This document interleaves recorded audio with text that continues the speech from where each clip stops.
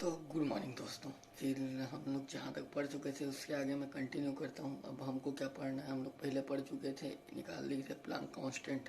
Planck constant energy के लिए निकाल लिए थे। अब इसके बाद हम लोग निकालेंगे Einstein transition probability by perturbation. अब वो अगर आपके लिए 15 नंबर का क्वेश्चन आ रहा तो जिसे पीछे में हम लोग जो किए हैं ये सब, ये तो हम आपको करना ही है। इसके बाद आपको ये जो बता रहा हूँ इसको भी लिख के आना है ताकि आपको 15 नंबर सफिशिएंट रूप से मिल जाए।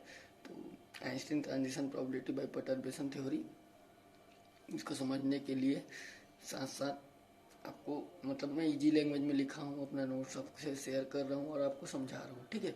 और राइटिंग पे उतना ध्यान ना दें, मेरा राइटिंग उतना अच्छा नहीं है। लेटस कंसीडर एन आइटम, मतलब एक आइटम कंसीडर करते हैं। If A mono atomic electromagnetic wave incident on it, मतलब एक इलेक्ट्रोमैग्नेटिक वेव मतलब एक लाइट, ठीक है, लाइट या इलेक्ट्रोमैग्नेटिक वेव उसके यहाँ पर टकराती है। But also we know that electromagnetic wave have electromagnetic wave for electric field and magnetic field both.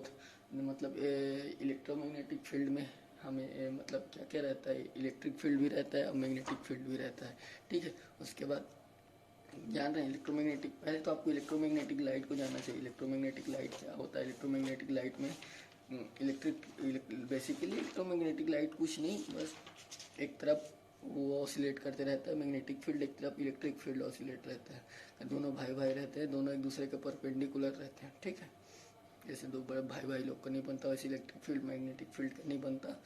और उन दोनों के परपेंडिकुलर एक और वेव प्रोपोगेट करते रहता है, उस वेव को इलेक्ट्रोमैग्नेटिक वेव बोलते हैं। तो जो इलेक्ट्रोमैग्नेटिक इतना लिखोगे तब भी चलेगा, नहीं लिखोगे तब भी चलेगा। ई और एज के बारे में बताओगे तब जाके इधर आपको अच्छे से समझ आएगा करके मैं लिख दिया हूँ, ठीक है। तो दोनों बोथ आर इक्वल ऐसा करके, both are electric field and magnetic field act on it, इसमें एक्ट होता है हम लोग के आइटम में। But for slowly moving electron, मतलब अगर हम लोग का देखो इलेक्ट्रॉन स्लो मूव कर रहा है with the velocity of light. अब इलेक्ट्रोमैग्नेटिक वेव क्या है? इलेक्ट्रोमैग्नेटिक वेव क्या है? लाइट। इलेक्ट्रोमैग्नेटिक वेव लाइट है, लाइट की स्पीड आप जानते हो कांस्टेंट स्पीड है। लाइट की स्पीड दुनिया में से यूनिवर्स में सबसे ज़्यादा स्पीड है, सबसे ज़्यादा स्पीड किसका है? लाइट की स्पीड की। तो लाइट की स्पीड कितना रहता है? 3 × 10⁸, बहुत जो ज़्यादा होता है।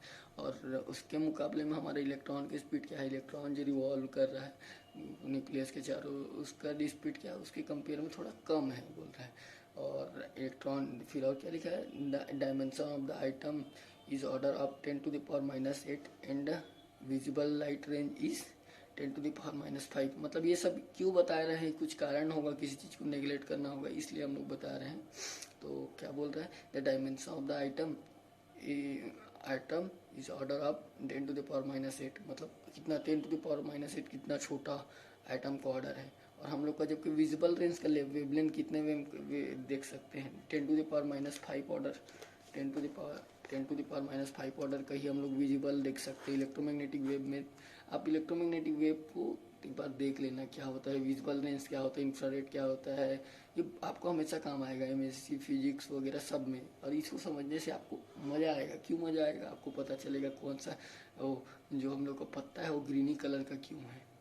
हम लोग किसी को देखते हैं तो वाइट कपड़ा वाइट ही क्यों दिखता है, ब्लू कपड़ा ब्लू ही क्यों दिखता है। हर कलर का जानकारी देगा इलेक्ट्रोमैग्नेटिक वेव, क्योंकि लाइट है, लाइट को जानना बहुत ज़रूरी रहता है। पहले आप इलेक्ट्रोमैग्नेटिक वेव के बारे में थोड़ा जान लीजिए, नहीं तो मैं बता देता हूँ, एक वीडियो बना देता हूँ इलेक्ट्रोमैग्नेटिक वेव के लिए जो आपके लिए सफिशियंट रहेगा, ठीक है।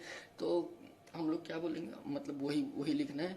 And visible light range is 10⁻⁵ centimetre. तो this is much greater than, मतलब देखो वो क्या है, ये विजुअल रेंज से हम लोग को ज़्यादा बड़ा है ऐसा बोल। This is much greater than the dimension of item, ठीक है।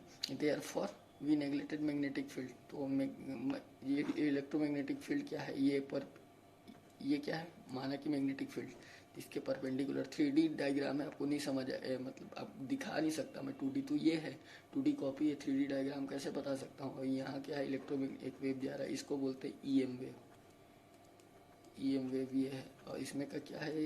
इलेक्ट्रिक फील्ड एक है, एक मैग्नेटिक फील्ड, या बी वेक्टर दिखा सकते हैं। एक को नेगलेक्ट करना पड़ेगा। क्यों नेगलेक्ट करना पड़ेगा? क्योंकि मैं बता दिया हूँ ऊपर में इतना सारा हम लोग जो बताए हैं ना, क्या क्या बताएं। इलेक्ट्रिक फील्ड पहले तो बताया, इलेक्ट्रिक फील्ड मैग्नेटिक फील्ड बराबर रहते हैं। फिर उसके बाद बताए इलेक्ट्रॉन का स्लो वेरी करता है, और क्या बोलते हैं, इलेक्ट्रॉन किसके मुकाबले स्लो वेरी करता है, लाइट के मुकाबले स्लो वेरी। और लाइट का डायमेंशन मतलब इलेक्ट्रोमैग्नेटिक वेव विजिबल रेंज का डायमेंशन, और उसका डायमेंशन कितना मतलब वो है, आप समझ गए ना, मतलब फ़र्क है दोनों में, इसलिए हम लोग नेगलेक्ट करेंगे।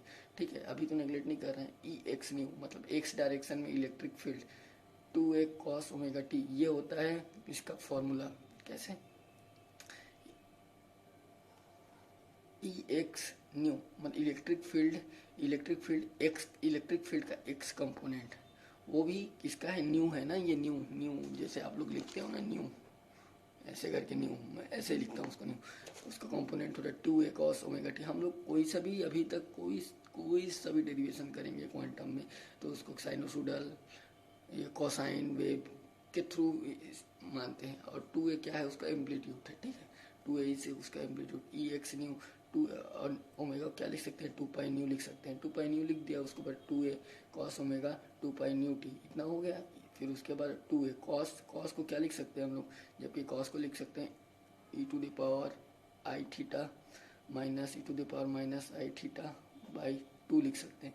तो ये अब क्या होगा, 2 पाई न्यू की जगह में थीटा है, तो cos आई थीटा की जगह cos I 2 pi new minus cos minus I 2 pi new by 2। ठीक है, 2 से 2 कर गया 2, फिर a e to the power iota 2 pi nu t minus e to the power iota 2 pi nu t. ठीक है, इक्वेशन नंबर कितना हो गया 7, इसको डाल के छोड़ दो। ये क्यों बनाए हैं, ये काम आएगा बाद में, इसलिए बनाए, बिना मतलब के कुछ नहीं बना रहे हैं अपन। फिर उसके बाद द रेडिएशन डेंसिटी, ये फॉर्मूला, ये तो आपको ऐसे ही रटा रुटाया है, ये फॉर्मूला यहाँ पर आपको थोड़ा सा ध्यान देना है, यहाँ पर थोड़ा सा ध्यान लगा कर रखना है। वैसे इसको याद रखोगे आप, हाँ यहाँ से नेगलेक्ट कर देते हैं ऐसा करके, तो ये चीज़ आपको ध्यान में जरूर आ जाएगा। तो देखिए, radiation density of the frequency new, ये फ्रीक्वेंसी के ले रहे थे, न्यू फ्रीक्वेंसी के ले रहे थे, nu frequency in space with dielectric constant and permeability is given by. तो ये फॉर्मूला होता है किसका, radiation density, rho nu equal to e square का average plus h square 8 pi, ये होता है। तो लेकिन हम लोग नेगलेक्ट क्या कर दिए, एच स्क्वायर, तो एच स्क्वायर 8 पाई का आधा ले जाएगा, मतलब 4 पाई ले जाएगा, तो 1/4 पाई बचा, क्योंकि एच स्क्वायर को क्या है मैग्नेटिक फील्ड, उसको हम लोग क्या नेगलेक्ट कर दिए हैं। तो एच स्क्वायर जब नेगलेक्ट कर दिए तो एच स्क्वायर के साथ आधा 4 पाई चला गया, आधा 4 पाई चला गया, तो 1/4 पाई, और क्या बचा, खाली ई स्क्वायर नहीं बचा। वेन, ये यहाँ पर लिखा हूँ, एच इज वेरी छोटा छोटा छोटा, लेस देन उससे, जीरो से, वेयर ई स्क्वायर न्यू क्या है, E square nu represent the average value of electric field strength corresponding to radiation, मतलब ये इलेक्ट्रिक फील्ड है, ऐसा करके बता देना है। समझ आया। टोटल एक्सप्रेशन तो निकाल चुके हैं, ठीक है, टोटल उधर का एक्सप्रेशन निकाल चुके हैं, लेकिन अब हम क्या निकाल के, किसका एक्सप्रेशन निकाले थे हम लोग, मैग्नेटिक फील्ड को नेगलेक्ट करके, एक न्यू मतलब न्यू एक्स कंपोनेंट का एवरेज के संग स्क्वायर निकाले थे, ये क्या एक्स कंपोनेंट के लिए है। अब अगर हम लोग टोटल निकालेंगे तो क्या होगा, टोटल निकालेंगे तो इसको मतलब 3 से इंटू करना नहीं पड़ जाएगा आपको क्या लगता है, आपको इसको 3 से इंटू करना पड़ेगा, तभी तो ये एक्स के लिए है। अब वैसे वाई के लिए भी होगा और जेड के लिए भी होगा, 1 तो ऑलरेडी था, एक ई एक्स न्यू किसके लिए आएगा, वाई के लिए आएगा, और जेड के लिए भी आएगा, खाली एक्स टोटल कंपोनेंट बना इज इक्वल टू क्या हो जाएगा, ई, यहाँ पर आर लिखेंगे तो आर लिख सकते हैं, आर रिप्रेजेंट करेगा एक्स वाई और जेड तीनों को। ठीक है, फिर इसके बाद स्क्वायर न्यू, ये तीनों को रिप्रेजेंट करेगा। ठीक है, तो टोटल ई या आर को हटा देते हैं, टोटल इलेक्ट्रिक फील्ड का कंपोनेंट है वो उसके साथ न्यू के साथ। ठीक है, अब एक्स कंपोनेंट की बात नहीं कर रहे हैं, तो ये 3 जो है इधर आ जाएगा, तो 1/3 हो जाएगा। ठीक है, उसी को लिखा हूँ, the distribution being isotopic can, देखो 1/3 ई स्क्वायर न्यू दिख रहा है आपको। फिर उसके बाद ये एक कंपोनेंट ये होगा, एक कंपोनेंट ये होगा, एक कंपोनेंट ये होगा, तीनों कंपोनेंट के जोड़ेंगे तो 1/3 इधर आ जाएगा। ठीक है, समझ गए। फिर उसके बाद E x nu is represent component of electric field in x direction, पूरा लिख दिया हूँ, आप खाली इसको पढ़ोगे तो आपको समझ आ जाएगा। ठीक है, no we know that from equation 8, अब इक्वेशन 8 का हम लोग जान रहे थे, ये एक्सप्रेशन निकाले हैं, वही नेगलेक्ट करके मतलब मैग्नेटिक फील्ड को नेगलेक्ट करके हम लोग इक्वेशन निकाले थे। क्या निकाले थे, rho nu equal to 1/4 pi square nu का एवरेज निकाले थे। जैसे तो यहाँ पर x का कंपोनेंट रखेंगे, x का कंपोनेंट रखेंगे तो क्या हो जाएगा, ये 3 गुना हो जाएगा 3 अपॉन ये जो है, अब x वाला टर्म लेंगे तो ई न्यू की जगह x कब बराबर रहेगा, ई स्क्वायर न्यू कब बराबर रहेगा x के, जब ये 3 को इधर ले जाएंगे तो तब तो खाली ई स्क्वायर न्यू की जगह 3 ई एक्स स्क्वायर न्यू लिख सकते हैं ना, का एवरेज लिख सकते हैं। तो 3/4 3, ये 3 यहाँ कहाँ से आया 3, यहाँ का 3 आया, एक बार हाथ चलाओ तब समझ आएगा।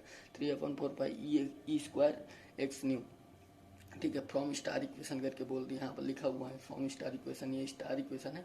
तो फिर इसके बाद ई एक्स स्क्वायर न्यू, जिससे मैं आपको शुरू से ही बोला था, पीछे आप वीडियो को थोड़ा सा पीछे कीजिएगा, आपको मिल जाएगा ई 3/4 न्यू, 3/4 ई एक्स स्क्वायर न्यू। अब हम लोग दिखाई देता हूँ, ये जैसे ई एक्स न्यू का वैल्यू ई एक्स न्यू का वैल्यू हम लोग 2a cos थीटा मान के रखे हैं शुरू से। ई एक्स न्यू का वैल्यू 2a cos थीटा यहाँ पर रख दी। अब 2a cos थीटा हुआ, 2a cos थीटा 3/4 अब 2a का स्क्वायर कर दोगे तो 2 2 दूने 4, a का स्क्वायर कितना हो गया, इसका एवरेज, और एवरेज का स्क्वायर कितना हो गया, a square cos square omega T का एवरेज को मत भूलना, एवरेज बहुत गंदा मतलब खतरनाक फंसाता है, फंस जाता था एवरेज में। Cos square omega T cos square omega T का एवरेज 1/2 होता है। अब क्यों होता है, इसके लिए भी दिमाग खराब होता है, इसके अच्छा आप याद रखो, इसका कॉस स्क्वायर ओमेगा टी का एवरेज 1/2 होता है। ये मैथ्स है, मैथ थोड़ी नहीं पढ़ाऊंगा यार, फिजिक्स है, मजाक कर रहा हूँ, बुरा मत मानना। 1/2 फिर 1/2 को यहाँ इंटू कर दिया 4, ये सबको कटा फिटा के कितना बचेगा 6/4 ये कटाए हूँ, लेकिन ये 6 है ना पक्का, 6/4 ए स्क्वायर। 6 को क्या लिख सकते हैं 3/2 ए स्क्वायर बाई पाई, इसको मत लिखना, यही लिखे रहना, ये इसको इक्वेशन नंबर 9 डाल दो, ये अपना काम आएगा बाद में। और ओन्यू का वैल्यू निकाल ली हम लोग, ये सब वैल्यू इसलिए निकाल रहे हैं बाद में अपना काम आएगा करके, बिना मतलब के कुछ नहीं निकाल रहे हैं, हर चीज़ का मतलब है तब निकाल रहे हैं। ये सब आप 2 बार बनाओगे तो आपको पूरा समझ आ जाएगा कि हम लोग पीछे का क्यों कर रहे हैं। मेरे को पता है मेरे को आगे में क्या एक्सप्रेशन लाना है, इसलिए मैं आगे से कर रहा हूँ। और आप कई लोग ऐसा सोचते हैं हमको कैसे पता चलेगा कि ये स्टेप करना है, ये स्टेप करना है। एक बार लिख के तो देख मेरे भाई या बहन, एक बार लिख के देखो, स्टेप को लिख के दे, आपको डेरिवेशन करने से प्यार हो जाएगा, मैं गारंटी देता हूँ। फिर चले मैं फ्लो में बह जाता हूँ। Let us consider that 2 stationery state, मतलब ये 2 स्टेशनरी रुका स्टेट, 2 स्टेशनरी स्टेट लेते हैं। स्टेट मतलब समझते हैं अवस्था, ठीक है। दो अवस्था लेते हैं एम और एन, वो दोनों अनपर्टर्ब्ड सिस्टम है, दोनों अनपर्टर्ब, दोनों की एनर्जी क्या है बोलते हैं having energy e m and wave function psi m naught और साइन एन नॉट, एकदम इजी समझ रहे हो। ये तो अब यहाँ आ गया मतलब ये समझ, मतलब आप आइंस्टीन परटर्बेशन पढ़ रहे हो, मतलब आप साइन एन ये सबसे तो वाकिफ ही हो गए। Let's at t is equal to 0 the system be in lower energy state nth, ठीक है। मतलब टी इक्वल 0 में सिस्टम क्या होगा, जब प्रोसेस स्टार्ट नहीं होगा तो क्या लोअर एनर्जी स्टेट है nth, ये nth लोअर एनर्जी स्टेट है, क्या बोल रहा है टी इक्वल टू 0 तो system will be lower energy state and come under perturbation. जब रेडिएशन आ जाएगा वही बताया था, एक एच न्यू फोटोन आ जाएगा तो क्या हो जाएगा अपर एनर्जी स्टेट में चलता है under perturbation. Now we shall calculate transition probability of the empty state of the Hamiltonian of the system. तो हमको क्या ज्ञात करना है, यही ट्रांजिशन रेट ज्ञात करना है। ये जो होता है ना स्पॉन्टेनियस इमिशन अब्जॉर्प्शन पढ़ते रहते हैं, एक एच न्यू आया यहाँ पर स्ट्राइक किया फिर एक इलेक्ट्रॉन को एक्साइटेड किया फिर ऊपर भेज दिया, फिर वहाँ से क्या निकलता है एक तो जब वो डी एक्साइटेड होता है तो एक एच न्यू निकलता है। इसी के बारे में हम लोग को पढ़ना है बेसिकली। उसको कौन बताया, ये आइंस्टीन बताया, ठीक है। आइंस्टीन के बारे में अपने को मतलब ये जो उसका डिस्क्रिप्शन है उसको पढ़ना है। थोड़ा सा हार्ड है मैं समझ रहा हूँ, लेकिन आपको पढ़ना पड़ेगा। यहाँ से क्या गया, अब ये ऊपर गया मतलब क्या हो रहा है, ट्रांजिशन हो रहा है। यहाँ से इलेक्ट्रॉन ऊपर गया, सिस्टम ऊपर गया, हम लोग का इलेक्ट्रॉन यहाँ से एक्साइटेड होकर ऊपर गया। इसका अब ये क्या है, इसी को तो बोलते हैं ट्रांजिशन। ये तो ऊपर से नीचे गिरना है, नीचे से ऊपर जाना, ट्रांजिशन। इसकी ट्रांजिशन प्रोबेबिलिटी, कितनी प्रोबेबिलिटी है कि यहाँ से इलेक्ट्रॉन ऊपर जाएगा, कितनी प्रोबेबिलिटी है कि वहाँ से नीचे आएगा। यही प्रोबेबिलिटी का ही तो खेल है, वही प्रोबेबिलिटी निकालना है, वही बोला हुआ है मैं। तो now we shall calculate the transition probability of empty state, एम्प ऊपर वाले state, then Hamiltonian of the system is Hamiltonian. अब सबसे पहले ट्रांजिशन प्रोबेबिलिटी निकालने के लिए क्या जरूरत पड़ता है अपने को, हैमिल्टोनियन क्या है, एच एच बराबर ई एक्स लिया हूँ। ई एक्स के लिए हूँ क्योंकि उसमें इलेक्ट्रिक फील्ड शुद्ध जान रहे हो, इलेक्ट्रिक फील्ड को लेकर चल रहे हैं, इसलिए ई एक्स लिया हूँ। ई अब समेसन समेसन जे टू आगे चलेगा इन्फिनिटी तक, जितना कोई सभी नंबर जितना नंबर तक ले सकते हैं उतने नंबर के लिए ई जे प्लस एक्स जे। अब ई x electric field component on x axis के लिए ले रहे थे ई जे, ये चार्ज है जेथ पार्टिकल, मतलब ये चार्ज ले लिए, ठीक है। और एक्स जे उसका कोऑर्डिनेट है, एक्स कोऑर्डिनेट में ले रहे हैं क्योंकि एक्स कोऑर्डिनेट में है तो चार्ज भी कभी तो कोऑर्डिनेट होगा, एक चार्ज कोऑर्डिनेट है। दोनों को क्या बोलते हैं, अब जैसे डाइपोल किसको बोलते हैं, 2ml, एक इधर रहता है चार्ज, एक इधर रहता है, लंबाई और दोनों चार्ज के इंटू को क्या बोलते हैं, डाइपोल बोलते हैं। तो वैसे ये क्या है, चार्ज है, एक क्या था, ये एक्स कंपोनेंट था, मतलब एक लंबाई हो गया, और चार्ज क्या हो गया, एक और चार्ज, किसमें हम लोग क्या लिए, ई चार्ज, एक टाइप का डाइपोल ही तो है, तो इसको क्या लिख सकते हैं, एक्स कंपोनेंट में इलेक्ट्रिक डाइपोल ऐसा करके बोल देना, ठीक है। तो यहाँ तक हम लोग पढ़ चुके थे, ठीक है। कंपोनेंट डाइपोल कंपोनेंट, ये एक मतलब इलेक्ट्रिक डाइपोल के बारे में हम लोग बता चुका था। अब इसके आगे आपको क्या लिखना है, हाँ इसके आगे देखिए, अब हम लोग जान रहे हैं जैसे टाइम डिपेंडेंट परटर्बेशन थ्योरी जो रहता है, we know that time dependent perturbation theory time dependent perturbation theory में d by d t a m function of t is equal to i of 1/i/h cross summation over a n t integration 0 to t psi star psi operator बीच में Hamiltonian operator D tau, ये होता है। ये time dependent perturbation theory से हम लोग ये जानते हैं। ये एक्सप्रेशन कहाँ से आया, अगर आप चाहोगे तो मैं बता दूंगा कहाँ से आया। इस मतलब अगर इसको पढ़ने से पहले आप टाइम डिपेंडेंट परटर्बेशन थ्योरी पढ़ेंगे। टाइम डिपेंडेंट परटर्बेशन थ्योरी के सहारे ही हम लोग क्या कर रहे हैं, टाइम डिपेंडेंट परटर्बेशन थ्योरी के सहारे ही हम लोग आइंस्टीन परटर्बेशन को प्रूव कर रहे हैं, आइंस्टीन अप्रोक्सीमेशन कर रहे हैं, ठीक है। तो हमको लेना पड़ेगा टाइम डिपेंडेंट परटर्बेशन थ्योरी का इक्वेशन, ये वहीं का इक्वेशन है, ठीक है। अगर ए एन जीरो हो जाएगा, ए एन मतलब a n t at t equal to zero, मतलब समझ रहे हैं, ये जो रहता है ए एन टी का फंक्शन रहता है, टी इक्वल टू जीरो, मतलब उसमें ए एन जीरो हो जाता है, पूरा समेशन ए एन जीरो हो जाएगा। मतलब ए एम भी एन के जगह अगर एम भी रखोगे वो भी जीरो होगा, एल रखोगे तब भी जीरो हो जाएगा। तो क्या हो जाएगा, ये तो जीरो हो गया। कौन सी कंडीशन के लिए, if a n t equal to zero, मतलब टी इक्वल टू जीरो के कंडीशन के लिए क्या हो जाएगा, ये जीरो हो जाएगा। जीरो नहीं मतलब ये जीरो रखोगे तो ये वहाँ पर 1 हो जाएगा, तो 1/i/h cross 0 to t tau, फिर ये जो लिखा हुआ है वो सेम टू सेम यहाँ पर लिखा हुआ है, ठीक है। अब उसके बाद आपको क्या करना है, हम लोग जानते रहते हैं जैसे साई का हम लोग जनरल सोल्यूशन जानते रहते हैं। साई का जनरल सोल्यूशन क्या होता है, कोई सभी हम लोग क्या बोलते हैं, साई के फॉर्म में जो रहता है सेकेंड ऑर्डर डेरिवेटिव रहता है उसका, फिर उसके लिए हम लोग साई का क्या लिखते हैं, जनरल सोल्यूशन लिखते हैं। जनरल सोल्यूशन क्या होता है, साई का e to the power iota e m t by h cross, और सम इंटू कॉन्स्टेंट रहता है। कॉन्स्टेंट क्या है, यहाँ पर अगर साई एम के लिए ले रहे हैं, साई एम नॉट स्टार के लिए ले रहे हैं तो साई एम नॉट स्टार हो जाएगा, तो ये माइनस में रहता है। लेकिन हम लोग स्टार के लिए ले रहे हैं तो ये पॉजिटिव हो जाएगा, क्योंकि स्टार क्या होता है, आयोटा का स्टार डाल रहे हैं मतलब कॉम्प्लेक्स कॉन्जुगेट ले रहे हैं तो आयोटा का साइन चेंज हो जाता है, ये माइनस में रहता है। रियल में साइन का वैल्यू जैसे कि बिना स्टार के साइन का वैल्यू क्या रहेगा, ई टू द पावर आई, ये एम के लिए अगर साइन एम का वैल्यू निकाले e m t by h cross, ये होता है माइनस में होता है ये। लेकिन अब हम लोग इसको कॉम्प्लेक्स कॉन्जुगेट ले लेंगे तो ये आयोटा क्या हो जाता है, प्लस में हो जाता है।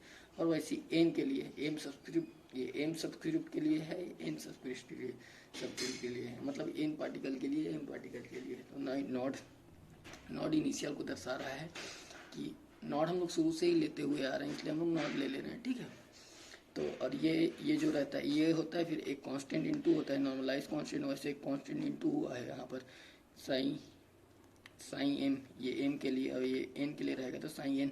और नॉट तो लेते हुए आ रहे हैं तो नॉट कंपलसरी है, और स्टार इसमें भी लगेगा, स्टार अगर ले रहे हैं कॉम्प्लेक्स कॉन्जुगेट, वो दोनों लिखा हुआ है from time dependent perturbation theory. हम लोग टाइम डिपेंडेंट परटर्बेशन थ्योरी में भी यही चीज़ को यूज़ करते हैं, इसलिए मैं यहाँ पर टाइम डिपेंडेंट परटर्बेशन थ्योरी लिखा हूँ। अब ये जो वैल्यू है इसको put the value in equation 10। हम लोग को इक्वेशन 10 जो है ये वाला इक्वेशन 10 में ये वैल्यू को रखेंगे साई एम का वैल्यू रख दिए ये, और ये साइन एन का वैल्यू रखा गया, और एच का वैल्यू हम लोग निकाले थे, पीछे में निकाले हैं डाइपोल मोमेंट ई एक्स वगैरह, ई एक्स न्यू एच हैमिल्टोनियन जब निकाले हैं यहाँ पर अपन लोग निकाले थे हैमिल्टोनियन का वैल्यू, उसको हम लोग यहाँ पर रख दिए, ठीक है। उसके बाद पार्शियल डेरिवेटिव है a m t upon 1/IH cross हो गया इंटीग्रेशन, और साई एम नॉट को नहीं बोल रहा हूँ, नॉट आप है ये पक्का मतलब समझा कीजिएगा, साई एम स्टार e⁻IMT। अब ई एक्स न्यू का वैल्यू क्या निकाले थे हम लोग, याद कीजिए, ई एक्स न्यू का वैल्यू इधर निकाल लेते हैं हम लोग, यहाँ पर निकाले हैं, यहाँ पर याद करो इक्वेशन नंबर 7 देखो, यहाँ पर निकाले थे e⁻2π न्यू, सबसे शुरू में लेट किए थे, माने थे साइनोसोडल है, कोसाइन वेव है करके ये निकाले थे। ये ई एक्स न्यू का वैल्यू आपको यहाँ पर रख देना है, ई एक्स न्यू का वैल्यू यहाँ पर रखेंगे। क्यों रख रहे हैं, क्योंकि ताकि हमको एक अप्रोक्सीमेट सोल्यूशन मिल पाए, ठीक है। तो ये जिसका तस लिखा हुआ है जैसा है वैसा रख दो, ठीक है। फिर साई एम नॉट वहाँ वही रखना है, ये भी वही रखना है, सब बस अपना वैल्यू पुट करते जा रहे हैं। अब हम लोग को क्या कंसीडर करना है, लेट अस कंसीडर, अब जैसे कि इसमें बहुत सारी चीज़ कांस्टेंट टाइप है तो उसको एक टर्म ले लेते हैं, जैसे कि इसमें कौन कौन से, इसको नीचे डेस किया हूँ, इसको ठीक है, ये सब को हम लोग अंदर ले लिए, अलग बाहर लेंगे, इंटीग्रेशन इतना कितना होगा, साई एम स्टार और ये डाइपोल मोमेंट और ये साई एन, खाली साई एन डी टाउ, इसको हम लोग क्या दर्शा रहे हैं, म्यू एक्स एम एन से, मतलब इसको छोटा बनाने के लिए। तो 1/IH क्रॉस उतने जगह क्या लिखाएगा, म्यू एक्स एम एन का वैल्यू इतना है, समझ गए, mu x m n into a. अब ये जस का तस लिखा रहा है e x iota 2π nu t is equal to e minus iota e के power minus iota 2π nu t, और ये जो है वो लिखाएगा, ठीक है, वो जस का तस लिखा हुआ है, देखिए, मतलब ज्यों का त्यों लिख देना, ठीक है। उसके बाद यहाँ थोड़ा सा ध्यान देना, आप अपने हाथ से करोगे तो आपको पक्का समझ आएगा, मतलब हाथ से करोगे कहने का मतलब लिखोगे तब समझ आएगा। हम लोग क्या जान रहे हैं यहाँ पर, ये याद रखना, एच कट बराबर क्या होता है, h/2π, और एच न्यू बराबर ई बराबर क्या होता है, एच न्यू, इतना तो सब जान रहे हो, पैकेट के फॉर्म में रहता है, एच कट को h/2π लिखते हैं, वैसे फर्दर सिंप्लीफाई करेंगे यहाँ पर हम लोग 1 यहाँ तक मैं आपको बता चुका था, ये वाला स्टेप बता चुका था, अब दूसरा स्टेप की बात है। उसके बाद 1/IH cross mu x m n, ये टर्म सेम है, देखो यहाँ तक सेम है। अब दोनों में से क्या कॉमन निकाला हूँ मैं, इन दोनों टर्म से, ये एक पार्ट है, ये एक पार्ट है, ठीक है, दो पार्ट है, दोनों पार्ट में से मैं क्या कॉमन निकाला हूँ, e⁻IOTA EM 2π/H है, एच क्रॉस नहीं है ना, ध्यान रखना, एच है अपॉन टी, ठीक है। आयोटा इसमें भी है, आयोटा इसमें भी है, ये इंटू तो होगा ही ना, ये इंटू हो रहा है इसमें, तो यहाँ से अगर मैं एक ये कॉमन ले रहा हूँ, क्या कॉमन लूँगा, आयोटा, सॉरी नहीं, पहले अपन लोग फर्दर सिंप्लीफाई कर लेते हैं, थोड़ा सा मिसअंडरस्टैंड, बहुत दिन बाद में पढ़ रहा हूँ, आपको पढ़ाने का ट्राई कर रहा हूँ, तो थोड़ा दिक्कत हो रहा है। तो एच क्रॉस को पहले तोड़ देते हैं, एच क्रॉस अपॉन में है, इसको तोड़ेंगे, एच क्रॉस को तोड़े हैं पहले, तो h/2π में टूट गया है, देखिए h/2π, एच क्रॉस h/2π में टूटेगा, लेकिन जब अपॉन में है तो ऊपर चला जाएगा, तो 2π ऊपर में चला जाएगा, एच नीचे में आ जाएगा, 2π ऊपर में चला गया नीचे, वैसे इसके लिए भी तोड़े, एच क्रॉस को तोड़े, 2π ऊपर में चला गया, एच नीचे में आ गया। उसके बाद जस का तस वो लिखा हुआ है। अब यहाँ से आपको कॉमन निकालना है, ये टर्म तो अपना कॉमन ही है, ये टर्म अपना कॉमन है, ये टर्म तो बाहर निकला हुआ है, सब में इंटू है, ये टर्म तो बाहर निकल गया, ठीक है।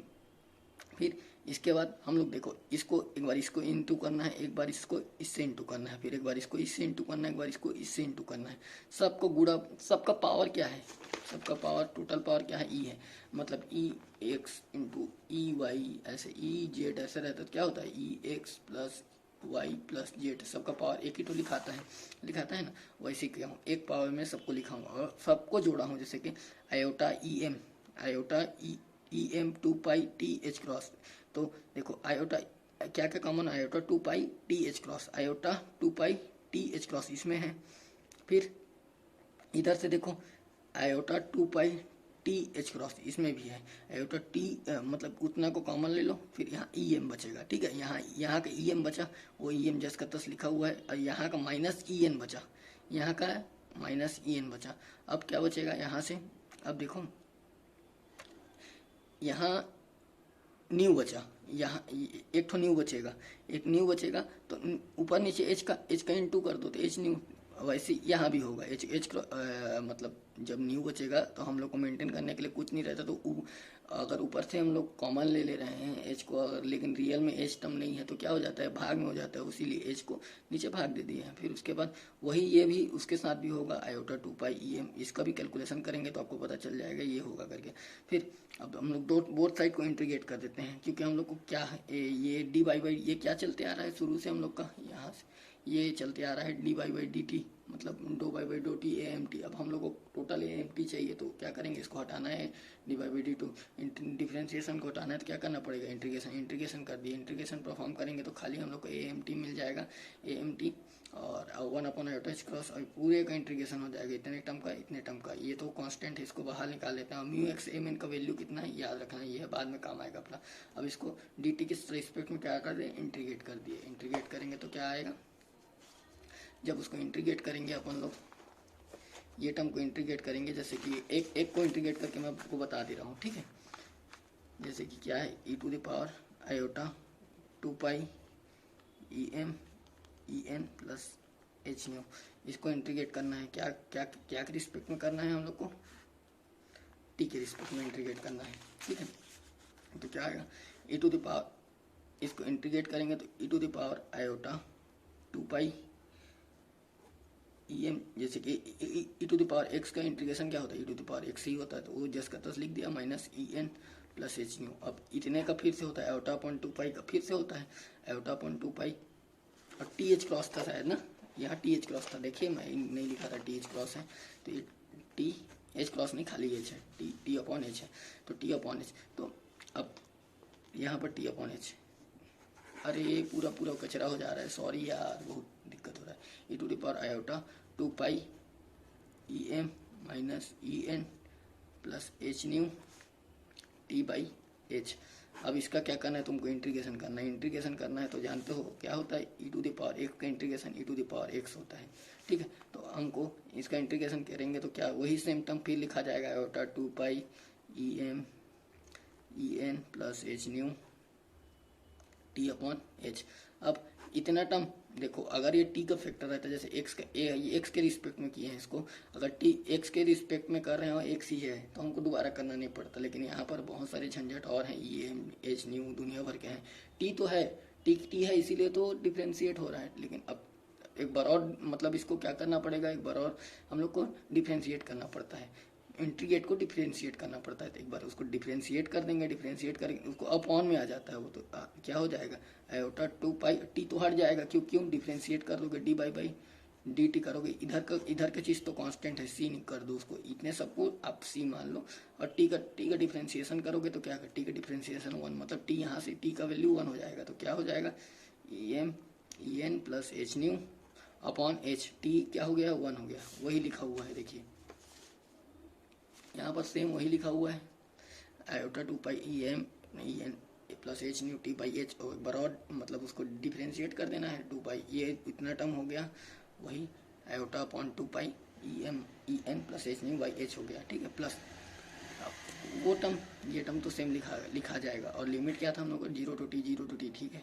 अब लिमिट को सब्स्टिट्यूट कर दो, लिमिट जब सब्स्टिट्यूट करेंगे तो क्या हो जाएगा, हम लोग का लिमिट सब्स्टिट्यूट करेंगे तो एक बार लोअर लिमिट, एक बार अपर लिमिट, लोअर लिमिट में 1 हो जाएगा, ई टू द पावर 0 का वैल्यू क्या होता है, ई टू द पावर 0 का वैल्यू 1 होता है, तो यहाँ पर -1 हो जाएगा, और टी का वैल्यू टी ही है, टी का value t upon h, upon वाला फैक्टर तो कॉमन है, अपॉन वाला फैक्टर कॉमन रख दिए, फिर e to the power 2 pi iota e m e n, ये भी वही होगा, इसमें लोअर लिमिट रखेंगे, फिर अपर लिमिट, हायर लिमिट मतलब माइनस लोअर लिमिट करते हैं, तो वही कर दिए।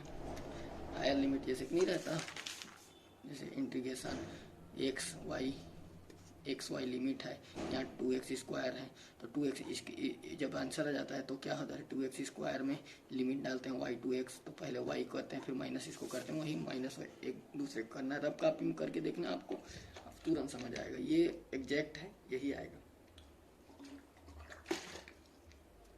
अब इसके बाद क्या करना है आपको, यहाँ देखो 2 पाई आयोटा 2 पाई आयोटा, यहाँ से मैं कॉमन ले लिया 2 pi iota 2 pi iota common ले लिया, ठीक है। 2 पाई आयोटा कर लिया और अपॉन एच है, अपॉन एच को निकाल लिया, तो 2 pi upon H cross, H upon 2 पाई क्या होता है एच क्रॉस होता है, और एच क्रॉस सीधा लिखा हुआ है, ये कट जाएगा क्योंकि इसको भी लिख सकते हैं हम लोग एच अपॉन 2 पाई, उल्टा उल्टा हो गया दोनों एक दूसरे से कट गया, आयोटा से आयोटा क्या हो गया -1 हो गया ना, -1 आयोटा का स्क्वायर हो गया और क्या हो जाएगा -1 हो जाएगा यहाँ पर। फिर ये चस्का अब -1 इंटू हो जाएगा, तो ये माइनस जो था वो प्लस में हो जाएगा, प्लस जो है माइनस में हो जाएगा, बस टर्म उल्टा हो जाएगा, ये माइनस में था वो प्लस में, क्योंकि आयोटा स्क्वायर हुआ है, ठीक है। अब mu x m n a इतना हुआ। अब ये जो टर्म है वो इमिशन को दर्शा रहा है, ये जो टर्म है अब्जॉर्प्शन को दर्शा रहा है। ये आपको कैसे पता चलेगा, ये इमिशन मतलब दे रहा है, इमिट कर रहा है, मतलब प्लस एच न्यू है, यहाँ पर देख लो ना, एच न्यू मतलब एनर्जी दे रहा है, इमिट कर रहा है, और अब्जॉर्प्शन एच न्यू क्या कर रहा है, रीड मतलब घट रहा है, मतलब क्या है अब्जॉर्प्शन दिख रहा है। इक्वेशन देख के आपको उसको समझना है कि कौन सा इमिशन है कौन सा अब्जॉर्प्शन है। इसको इक्वेशन नंबर 11 दे दो। अब इसके बाद नीचे में क्या लिखा है, for a single frequency mu x m n a is very very small, मतलब अगर सिंगल फ्रीक्वेंसी का हम लोग रेंज कर लेंगे तो म्यू एक्स एम एन जो हम लोग कॉन्स्टेंट लिए थे इंटीग्रेशन वाला वो क्या हो very small. Then equation 11 second term is represent absorption, ये वही उसी को लिखना है। सेकंड टर्म हम लोग अब्जॉर्प्शन को रिप्रेजेंट कर रहा है और उसका डिनोमिनेटर चेंजिंग मतलब रिप्रेजेंट कर रहा है चेंजिंग एनर्जी स्टेट को, ठीक है, m state to n state को, वो चेंजिंग वही तो उसको निगलेक्ट कर देंगे हम लोग। किसको निगलेक्ट कर देंगे हम लोग, अब क्या अब्जॉर्प्शन लेना है तो इमिशन को निगलेक्ट कर देंगे, क्योंकि हम लोग अब्जॉर्प्शन पर काम कर रहे हैं तो अब्जॉर्प्शन का कोफिशिएंट निकालना है, तो इसलिए हम लोग इसको नेगलेक्ट कर दिए, ठीक है, इसको नेगलेक्ट कर दिए। मेरे को लग रहा है प्रॉपर आप लोग को नहीं दिखाई दे रहा है, अगर नहीं दिखाई दे रहा है तो बताइएगा, मैं आपको नोट्स दे दूंगा, फोटो खींच के भेज दूंगा, ठीक है। PDF वगैरह तो अपलोड करना नहीं आता मेरे को। फिर उसके बाद AMT पीछे से चलते हुए आ रहा था, ये यहाँ पर AMT mu x m n a अब ये वाला फैक्टर लिखा हुआ है जस्ट तक यहाँ पर। देन ट्रांजिशन प्रोबेबिलिटी क्या होता है, अब AMT क्या है, एम्पलीट्यूड है, एम्पलीट्यूड। ट्रांजिशन प्रोबेबिलिटी क्या होता है, ट्रांजिशन प्रोबेबिलिटी किसी चीज़ का हम लोग ट्रांजिशन प्रोबेबिलिटी निकालना रहता है तो क्या होता है एम्पलीट्यूड का स्क्वायर कर देते हैं, ये एम्पलीट्यूड रहता है उसका स्क्वायर। जानते हो इंटेंसिटी जो रहता है किसी चीज़ का इंटेंसिटी एम्पलीट्यूड का क्या रहता है, एम्पलीट्यूड का स्क्वायर के बराबर रहता है, तो हम लोग एम्पलीट्यूड का स्क्वायर कर दिए, एम्पलीट्यूड का स्क्वायर कर दो, mu x m n a का स्क्वायर हो जाएगा, और ये EM इसको बाहर निकाल दिए, इसका स्क्वायर हो गया 1 इतने का स्क्वायर हो गया। अब अगर आप एडियाबेटिक अप्रोक्सीमेशन अगर आप लोग किए होंगे तो यहाँ पर T/2 नहीं लिया जाता, ये आपका फैक्टर कुछ काम का नहीं है, मैं अपने नोट्स के लिए याद करने के लिए कुछ रखा था, ट्रिक है। अब ये वाले फैक्टर का इतने वाले का स्क्वायर करके इंटू करेंगे, आप इतने का इंटू करेंगे तो 4 sine square pi by H EMT minus H new EM minus EN H nu by T, ये आता है। इतने का आप जब सॉल्यूशन करेंगे तब ये आएगा। इसको बताने जाऊंगा तो और लंबा हो जाएगा वीडियो, इसलिए मैं अभी नहीं बता रहा हूँ आपको, ठीक है। उसके बाद देखिए, अब उसके बाद equation 12 in single frequency but in real situation for a group of EMF। देखो अब हम लोग जो निकाले हैं सब सिंगल फ्रीक्वेंसी के लिए निकाल रहे हैं, सब बोल रहे हैं सिंगल फ्रीक्वेंसी, लेकिन सिंगल फ्रीक्वेंसी आप रियल में ला सकते हैं, सिंगल फ्रीक्वेंसी किसी चीज़ का रियल में नहीं ला सकते आप, एक तो प्रकाश थोड़ी ना ला सकते हैं, बहुत सारे इलेक्ट्रोमैग्नेटिक के गुच्छे आएंगे, group of electromagnetic. In equation 12 is for single frequency but in real situation the group of EMF for all frequency minus infinity to plus infinity frequency range then total transition probability।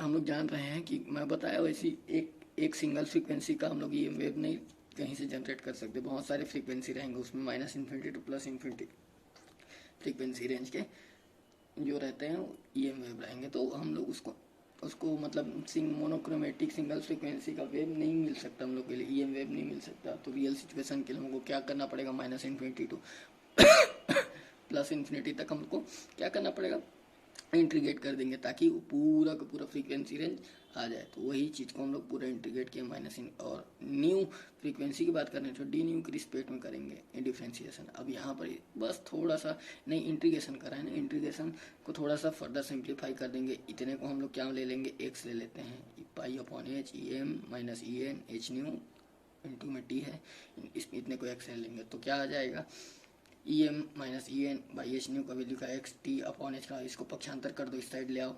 ठीक है, अब क्या करना है, एक बार क्या कर दो, डिफ्रेंशिएट कर, डी एच न्यू का वैल्यू निकालना, एक बार डिफ्रेंशिएट कर, ये कांस्टेंट का 0 हो गया, ये कांस्टेंट का 0 हो गया, एच तो कॉमन निकल गया क्योंकि कांस्टेंट है, माइनस न्यू का क्या हो गया, डी न्यू हो गया, और ये अब इसमें क्या हो जाएगा, एच कॉमन निकल गया, पाई कॉमन निकल गया, टी कॉमन निकल गया, एच के रिस्पेक्ट में होगा डी एक्स हो गया।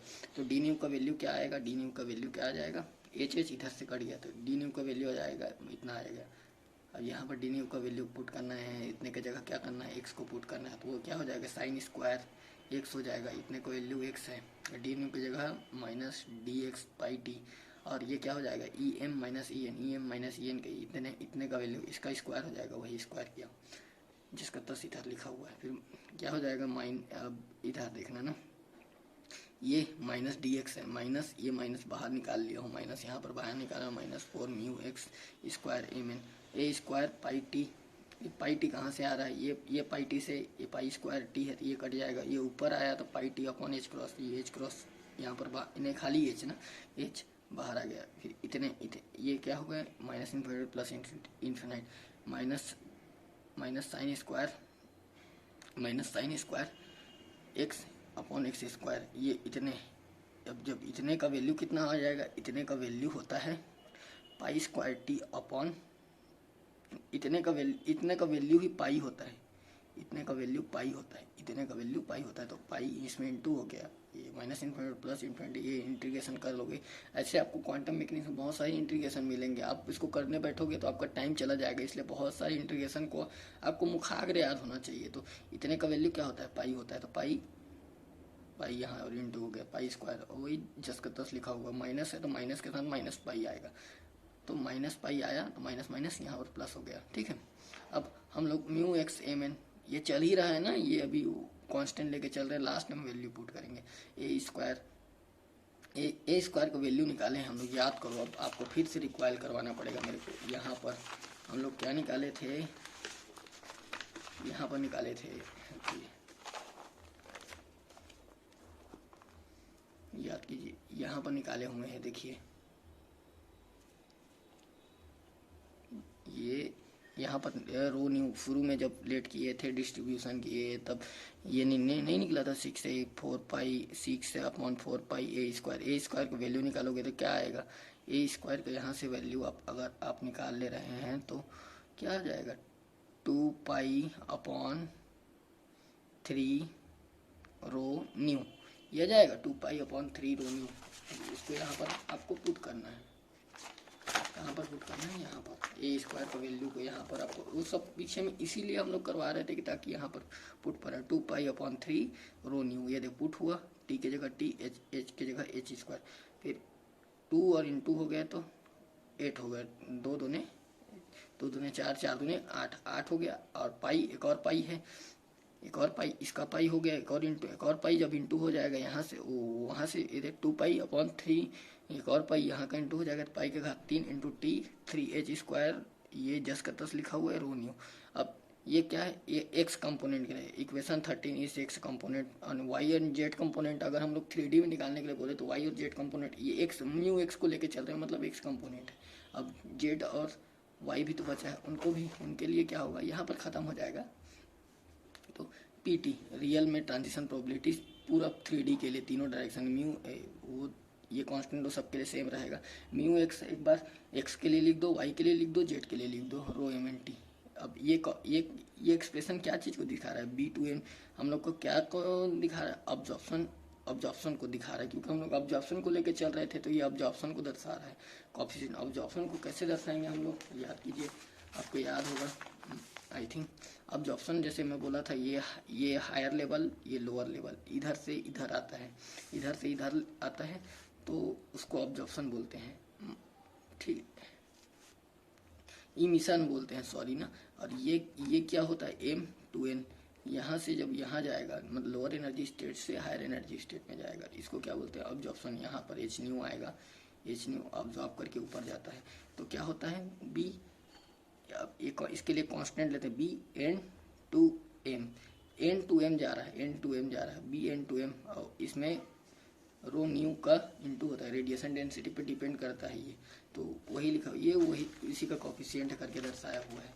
अब हम लोग एक और इक्वेशन निकाले थे लास्ट में, देखिए, जैसे कि हम लोग यहाँ पर निकाले थे, यहाँ पर निकाले AAM जो निकाले हुए हैं, AMN 8πH न्यू, BNM का वैल्यू निकालने हैं, BNM का वैल्यू यहाँ पर पुट कर देंगे, ठीक है, निकाले हैं, BNM का वैल्यू यहाँ पर पुट कर देंगे आप, तो क्या हो जाएगा, पूरा BNM का वैल्यू आ जाएगा 64, सबको इंटू करोगे तो 64π² न्यू का घात 3, 3H C का घात 3, और इतना तीनों डायमेंशन का फैक्टर, फिर AM/N, और AM/N क्या हो जाएगा, AM/N बोल रहा है, मतलब M/N, ये इमिशन को दर्शा रहा है, ऑब्जॉर्प्शन और इमिशन कॉफिशिएंट निकाल दिए ये आपको, क्या ऑब्जॉर्प्शन कॉफिशिएंट और ये आपको इमिशन कॉफिशिएंट, इतने नंबर का आएगा तो आपको पक्का 15 नंबर भगवान भी निकाल सकता है, क्योंकि ये जस्ट का तस मैं अपने एग्जाम में लिखा था तो मेरे 15 का 15 नंबर मिला था, ऐसे ही लिखा था। आप एक बार बना के देखो, आपको अच्छा लगेगा। बाकी कुछ भी डाउट हो तो एक बार मैसेज कीजिए, कमेंट कीजिए, मैं बता दूंगा। Thank you.